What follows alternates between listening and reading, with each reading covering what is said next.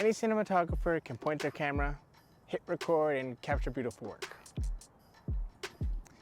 Yet, just because you can hit record doesn't mean you're a cinematographer. Here's 3 simple tips that I learned from a wedding cinematographer that you can apply in your own work to take it to the next level, even if you don't plan on shooting cinematic videos.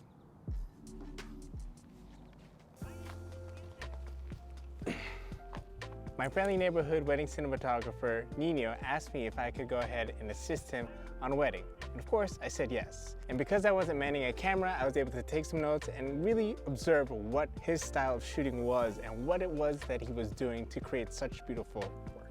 One of the first things that I noticed about Nino was that he shoots nothing but manual focus. And that's shooting on his Blackmagic Pocket Cinema Camera 6K. And if you don't know anything about that camera, it doesn't have any autofocus whatsoever. Yet, Nino was able to operate with confidence and efficiency. You see, by racking his own manual focus, he's not hindered by a computer inside a camera. If you're like me and you shoot with autofocus, you know that most of the time when there's a subject walking by your frame or walking across, the focus is gonna rack in and out, and it's gonna completely ruin your shot. Well, at least it won't be as clean. And if you're like Nino shooting in low light situations, the autofocus isn't gonna do you well either because that's gonna hunt as well. Nino though, he's got the focus locked onto exactly where he wants the viewer to be looking at, despite these obstacles. Having autofocus on any camera these days is quite invaluable, especially when you're doing things like a tracking shot, where you mount a camera like this onto a gimbal, where you're able to go ahead and just flawlessly not have to worry about tracking and racking focus at the same time. However, after being with Nino, I realized that manual focus is an invaluable skill and is not dead.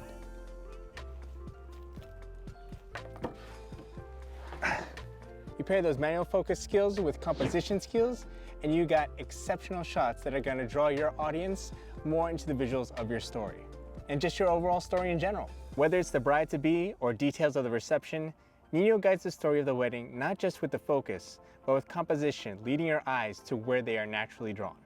And when he poses couples and programs settings in his camera, he makes sure that the couple actually looks good, no matter who it is, celebrity or not. The lighting's gonna look just right and it's gonna come out great in the camera.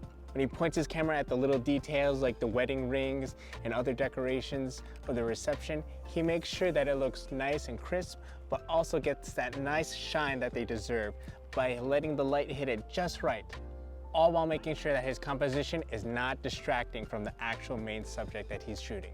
The crazy thing is though, he didn't have to go ahead and use fancy movements when going handheld or on a tripod to make his shots look great. Actually, he practically just had still motion.